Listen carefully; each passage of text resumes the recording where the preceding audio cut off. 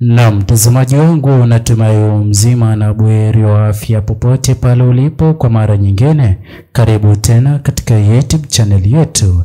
Naam, mtazamaji wangu, leo hii kuna kipande cha video ambacho kinazidi kuonekana katika mitandao tofauti ya kijamii, ambapo maafisa wa kijeshi huwa na furaha na kujumuika.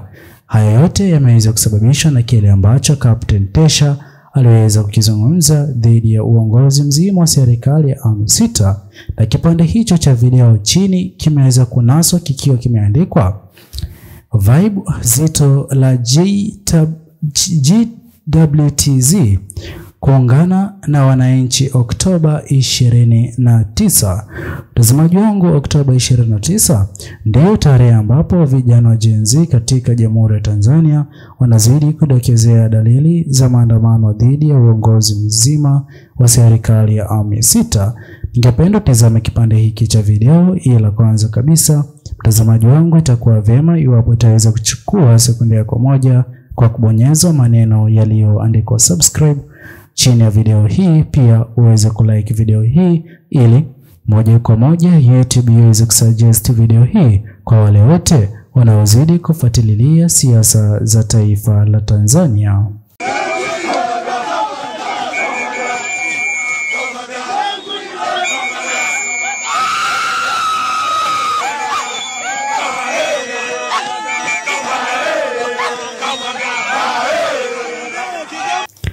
Na mtazamaji, kipindi na wakati ambapo Captain Tesha aliweza kujitokeza katika mitandao tofauti ya kijamii kuzungumzia yale yote ambayo Watanzania waweza kuyafahamu dhidi ya serikali ya awamu sita.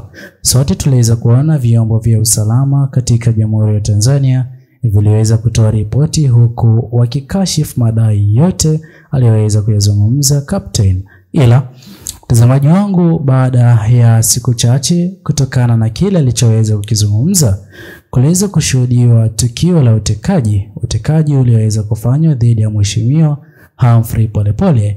Swala hili liliweza kuzungumziwa na Captain, hatua ambayo mwisho siku inazidi kusababisha Captain kuonekana kuwa na ukweli mzito dhidi ya serikali ya awamu sita kwa njia moja ama nyingine. Kutokana na Watanzania wengi kutofurahishwa na kile kilichoweza kumkuta Mheshimiwa Humphrey Polepole, wanazidi kupendekeza ni vema iwapo kama kweli jeshi litaweza kuchukua uongozi ama iwapo Mheshimiwa Tundu Lissu ataweza kuachiwa huru kwa njia moja ama nyingine. Sote tunafahamu kwamba kesi inayozidi kumkabidhi Mheshimiwa Tundu Lissu, Mheshimiwa Lissu aliweza kuweka hadharani kwamba hataweza kukubali makosa, kwani hana nia mbaya na Jamhuri ya Tanzania, bali angependa kufanikisha azma yake ya kuingia Ikulu na hata kujaribu kuendesha Jamhuri ya Tanzania katika njia sahihi, na hata kuaminisha Tanzania kwamba kipindi na wakati ambapo ataweza kuchaguliwa yeye, Jamhuri ya Tanzania itakuwa ipo katika mikono salama. Na mtazamaji wangu, kwa njia moja ama nyingine, hivi sasa kuna mambo mengi aliyoweza kuyazungumza Captain dhidi ya uongozi mzima wa serikali ya awamu sita. Inazidi kuwa ni gumzo nzito katika mitandao ya kijamii, kwani sote tunafahamu kwamba Watanzania wengi, baadhi yao wanaamini kwamba ni sawa kufanya maandamano dhidi ya uongozi mzima wa serikali ya awamu sita.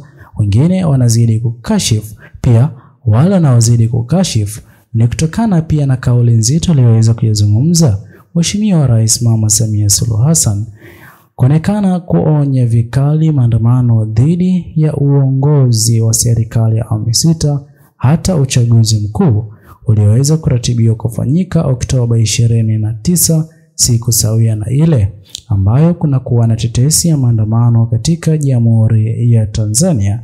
Ila kwa njia moja ama nyingine, Watanzania wengi hivi sasa wanadai kwamba kweli wapo na sababu za kuandamana. Ningependa tuweze kuzungumzia baadhi ya sababu ambazo Watanzania wanaamini wapo sahihi iwapo wataweza kuandamana. Hoja ya kwanza ni kutokana na kile kilichoweza kumkuta Mheshimiwa Humphrey Polepole, inayoonekana kwamba anazidi kunyimwa uhuru wa kujieleza na hata kuzungumzia anayoweza kuyafahamu dhidi ya serikali ya awamu sita. Vile kuna hoja nyingine, kesi inayozidi kumkabidhi Mheshimiwa Tundu Lissu huenda ikawa ni njama ya kisiasa. Kwa njia moja ama nyingine, iwapo Mheshimiwa Tundu Lissu angeweza kuachiwa huru ama akiachiwa huru, basi huenda akaweza kuathiri pakubwa uchaguzi mkuu wa mwaka 2025, hasa jambo ambalo litaweza kuwalemea viongozi wa chama cha CCM, kwani mtazamaji wangu, hivi sasa chama cha CCM kila wanapozidi kufanya rali zao katika mikoa mbalimbali Tanzania, kila kijaribu kulipa watu kuhudhuria rali zao, wanazidi kushindwa, watu hawawezi kuhudhuria rali hizo. Tofauti kabisa na kipindi na wakati ambapo iwapo Mheshimiwa Tundu Lissu ataweza kuachiwa huru na aweze kuanza kuongoza rali mikoa mbalimbali huku Tanzania, basi moja kwa moja Mheshimiwa Tundu Lissu ataweza kujaza umati na atakuwa na ufuasi mkubwa.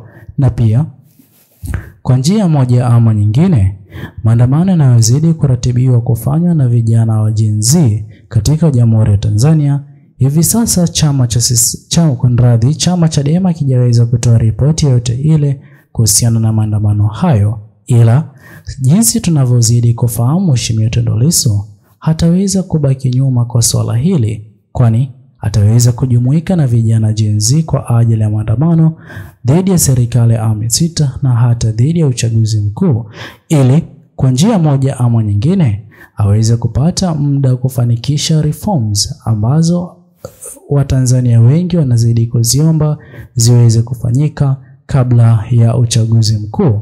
Mtazamaji wangu, hatua hii inazidi kuonyesha jinsi gani ambavyo hivi sasa siasa katika Jamhuri ya Tanzania mambo yameweza kuchemka na hata kuwa magumu mno, hasa kwa wale wote walioko katika chama cha CCM. Na mtazamaji wangu, kwa njia moja ama nyingine, huenda ikawa ni kweli chama cha CCM siku baada ya siku kinazidi kutumia fedha kwa idadi kubwa kwa ajili ya kujaribu kurejesha umaarufu wake, ila hilo linazidi kushindikana, kwani Watanzania wengi wanaonekana kujiuzulu pakubwa na chama hiki cha CCM, hatua ambayo inazidi kusababisha CCM kuwa na uoga na hofu kubwa kuhusiana na uchaguzi mkuu wa mwaka 2025, kwani historia ya chama cha CCM imekuwa katika nafasi bora ya kutoa viongozi marais wa kuongoza Jamhuri ya Tanzania, ila iwapo katika uchaguzi huu mkuu wa mwaka 2025 wataweza kupoteza, basi sifa ya chama cha CCM haitakuwa imeweza kuwa katika mwelekeo sahihi na walivyoweza kuzoea Watanzania. Ila ikumbuke kwamba kuna onyo nzito alilokuwa ameweza kulitoa Mheshimiwa Humphrey Polepole kabla ya kutekwa kwake ama kutoweka kwake. Ni vyema iwapo siku ya fomu za urais katika chama cha CCM ziweze kukabidhiwa kiongozi mwingine na sio Rais Mama Samia Suluhu Hassan.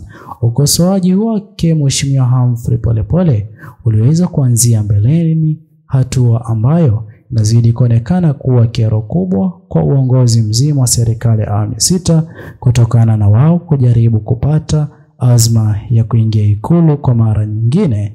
Je, mtazamaji wangu, wewe mtazamo wako ni upi?